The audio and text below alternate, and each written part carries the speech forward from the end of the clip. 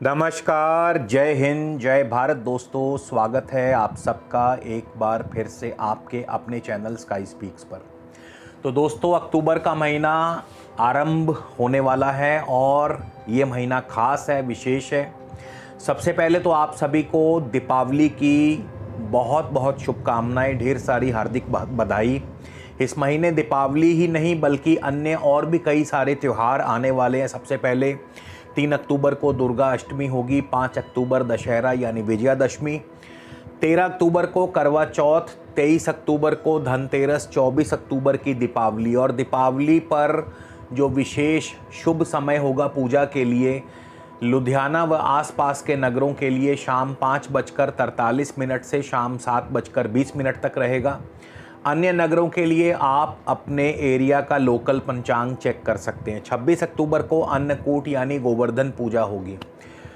तो दोस्तों चलिए, आज हम बात करेंगे मकर लगन के लिए कैसा रहेगा ये महीना, यानी मकर लगन के जातकों के लिए किस ग्रह दशा अंतरदशा में आपको क्या और कैसा फल प्राप्त होने वाला है। इस महीने एक बात तो तय है, इस महीने ज़मीन के माध्यम से आपको लाभ अवश्य होगा। यानी जो लोग ज़मीन के कारोबार से जुड़े हैं, जो लोग प्रॉपर्टी आदि से जुड़े हैं, तो उनको अवश्य ही कोई बड़ा लाभ मिलने के संकेत बनते नज़र आ रहे हैं। यानी अगर मैं ये कहूँ कि ज़मीन आपके लिए सोना उगलेगी तो इसमें कोई बड़ी बात नहीं है।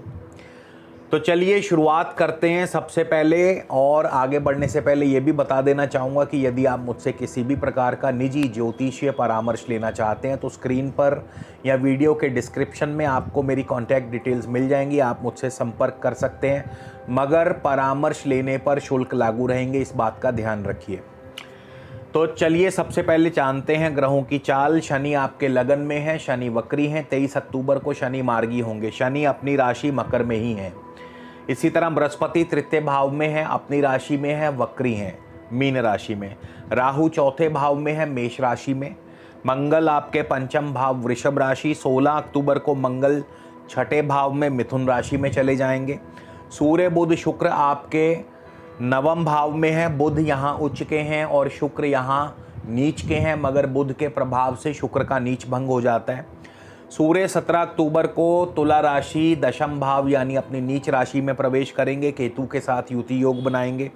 शुक्र 18 को एवं बुध 26 अक्टूबर को दशम भाव केतु के साथ तुला राशि में युति योग बनाएंगे। तो सबसे पहले हम शुरुआत करेंगे शनि से।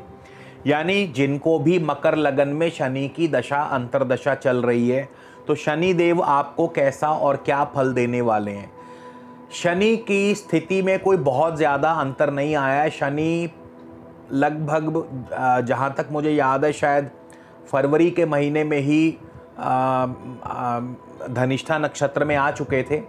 और जब से शनि धनिष्ठा नक्षत्र में आए हैं तो मंगल जो है, मंगल एक्टिवेट हो गए। यानी शनि की दशा में मंगल एक्टिवेट हो गया है। मंगल आपके चौथे और 11वें भाव के स्वामी हैं। 4 और 11 का कॉम्बिनेशन। यानी शनि की दशा अंतरदशा में जो लोग प्रॉपर्टी से जुड़े हैं, जो लोग किसी भी प्रकार से ज़मीनी कार्यों से जुड़े हैं, ज़मीन के कार्यों से जुड़े हैं, तो उनको निसंदेह, अगर मंगल आपकी कुंडली में अपनी स्वराशि में है या अपनी उच्च राशि में है, तो आपको ज़मीनी कार्यों से अत्यंत ही लाभ मिलेगा। यानी ज़मीन के माध्यम से, चाहे आप प्रॉपर्टी का काम करते हो, रियल एस्टेट का काम करते हो या अन्य कोई भी ज़मीन से जुड़ा काम करते हो, कृषि कार्य करते हो, जो भी कोई ज़मीन से जुड़ा कार्य करने वाले, माइनिंग का कार्य करते हो, तो आपको ज़मीन से लाभ होगा ही होगा 101%। बशर्ते अगर मंगल भी आपकी कुंडली में अपनी राशि या उच्च राशि में है, शुभ स्थान में होने ज़रूरी है, तो आपको ज़मीन से सोना ही सोना प्राप्त होगा। ये एक मुहावरा है, इसे मुहावरे की तरह लीजिएगा कृपया। बहुत लोग इसका गलत अर्थ ले जाते हैं, तो मुहावरों का प्रयोग मुहावरों के तरह ही लेना चाहिए। सोना ही सोने का अर्थ है कि बहुत अधिक लाभ आपको मिल सकता है। और मंगल के नक्षत्र में शनि अभी लंबे समय तक, जनवरी तक रहेंगे। यानी जनवरी तक अगर आपको शनि की दशा चल रही है और मंगल आपकी कुंडली में शुभ स्थान में है, तो फिर आपको बहुत बहुत बहुत ज़्यादा लाभ होने वाला है।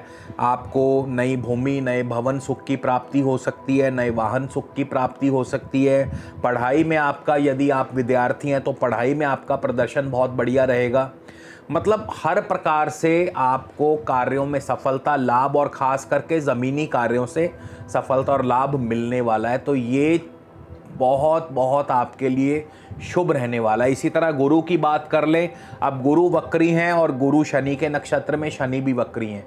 शनि 23 अक्टूबर तक वक्री रहेंगे, यानी गुरु की दशा में, गुरु की जिनको भी दशा अंतरदशा चल रही है मकर लगन वालों को, तो गुरु अभी आपकी कोई सहायता नहीं कर पाएंगे, अभी आपके कार्यों में विघ्न। अब देखिए शनि की दशा में जहां मैंने आपको बताया कि हर कार्य में सफलता और लाभ मिलेगा, वहीं गुरु की दशा अंतरदशा में फल बिल्कुल विपरीत हो गया।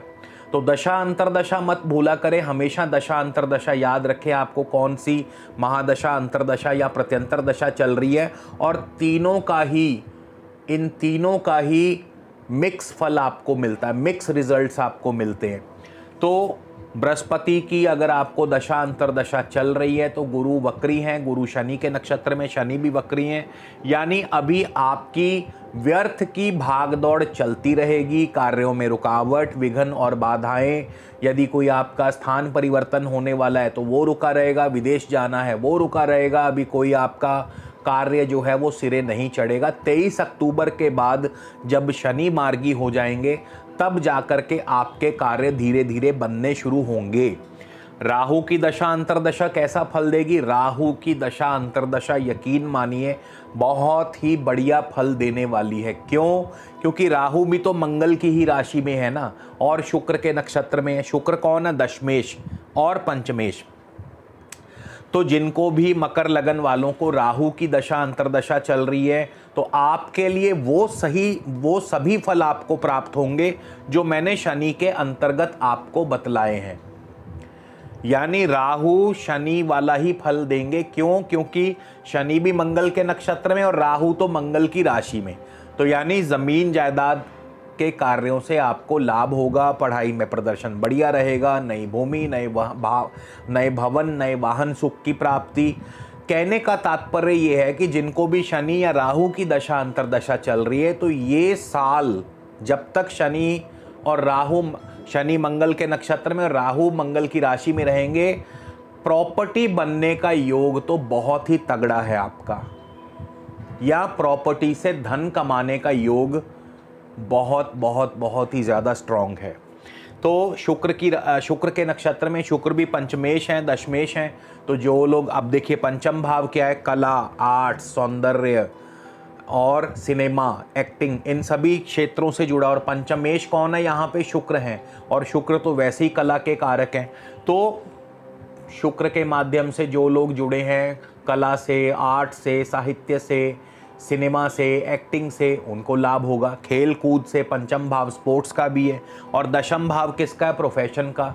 तो यहाँ पे राहु अपनी दशा अंतरदशा में हर प्रकार से ज़मीन जायदाद से भी लाभ देंगे, कला, आर्ट्स और साहित्य, इन क्षेत्रों से भी लाभ मिलेगा। नौकरी और प्रोफेशन में भी आपको तरक्की मिलेगी, और ये तरक्की परिवर्तन के साथ होगी। इसी तरह मंगल की बात कर लें, मंगल की दशा अंतरदशा कैसा फल देगी? तो मंगल भी तो अपनी ही नक्षत्र में है, मृगशिर। अब मंगल देखिए, जिस तरह से कोई ग्रह अपनी राशि में स्ट्रांग हो जाता है तो वही ग्रह अगर अपने नक्षत्र में हो तो डबल स्ट्रांग हो जाता है। तो मंगल की दशा अंतरदशा, मंगल स्वयं अपने नक्षत्र में है और 4 और 11 के स्वामी हैं। तो यहाँ पे मंगल के लिए भी वही फल सब प्राप्त होंगे जो आपको शनि और राहु में मिलने वाले, यानी मंगल तो और भी ज़्यादा डबल आपको शुभ फल देंगे। बशर्ते एक चीज़ का ध्यान रखिए कि मंगल आपकी कुंडली में शुभ होना चाहिए, मंगल अपनी राशि या मंगल उच्च राशि में होना चाहिए, तो मंगल आपको और भी ज़्यादा डबल ट्रिपल शुभ फल प्रदान करेंगे। तो मंगल की दशा अंतरदशा में भी ज़मीन जायदाद से लाभ होगा, नई भूमि, नए भवन, नए वाहन सुख की प्राप्ति होगी, पढ़ाई में आपका प्रदर्शन बहुत बढ़िया रहेगा, सर्व कार्यों में आपको सिद्धि मिलेगी, आमदनी के स्रोत बढ़ेंगे, ज़मीन से गड़ा धन प्राप्त हो सकता है। देखिए गड़ा धन, अब ये भी एक मुहावरा है। इसको भी मुहावरे की तरह ही लीजिएगा। गड़े धन प्राप्त होने का अर्थ यह है कि भरपूर प्रचुर धन लाभ होगा। तो प्लीज़ इन चीज़ों को एज ए सिंबॉलिकली लिया करें, इसको एज ए सिंबॉलिकली यूज़ किया करें। बहुत लोग इसको मतलब पता नहीं अर्थ का अनर्थ ही निकाल लेते हैं, तो इस बात का ध्यान रखें। सूर्य बुध और शुक्र, अब सूर्य बुध और शुक्र एक ही राशि में है तो लगभग एक समान नक्षत्रों से संचार करेंगे, तो इनका फल भी लगभग एक समान रहेगा।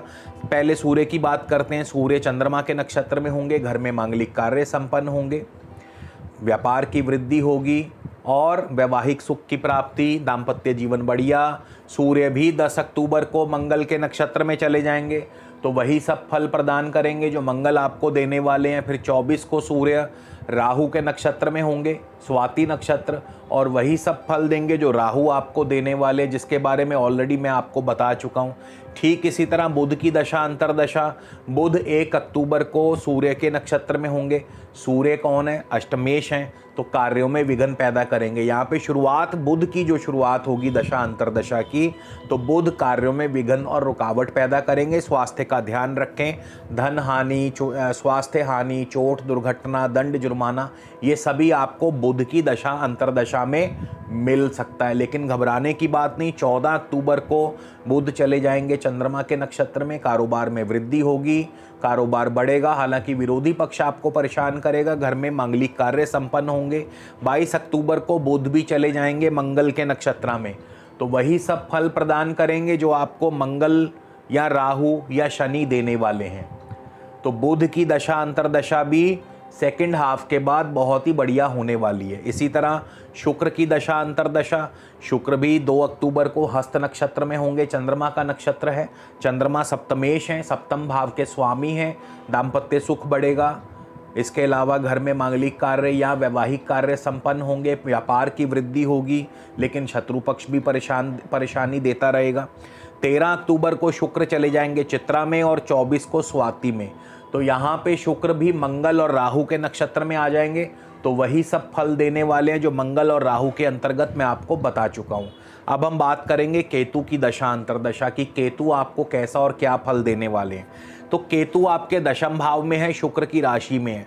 फर्स्ट हाफ में केतु गुरु के नक्षत्र में रहेंगे, तो कारोबार चलेगा लेकिन उतनी स्पीड से नहीं। लेकिन सेकेंड हाफ में केतु भी राहु के नक्षत्र में प्रवेश कर जाएंगे। 18 अक्टूबर को केतु राहु के नक्षत्र में होंगे, तो वही सब फल प्रदान करेंगे जो आपको राहु के अंतर्गत मैं बता चुका हूँ, यानी ज़मीन जायदाद से फ़ायदा, पढ़ाई में प्रदर्शन आपका बढ़िया रहेगा। अब विद्यार्थी के तौर पे नई भूमि, नए भवन, नए वाहन सुख की प्राप्ति, कृषि कार्यों से लाभ होगा, नौकरी में तरक्की, प्रमोशन।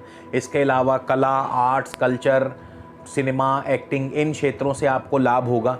तो केतु भी वही फल आपको देंगे। अब हम बात करेंगे उपाय किसका किया जाना चाहिए। इस समय अत्यंत ज़रूरी है बृहस्पति का।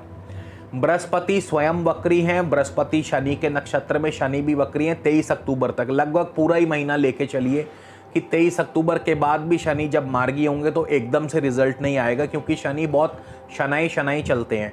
तो शनि धीरे धीरे चलते हैं, तो रिजल्ट आने में थोड़ा टाइम लग सकता है। तो ऐसे में बृहस्पति का क्या उपाय किया जाना चाहिए। तो सबसे बढ़िया उपाय, रोज़ाना दुर्गा पूजन करें, माँ दुर्गा का कोई भी पाठ करें, दुर्गा स्तोत्र, दुर्गा चालीसा पढ़ें।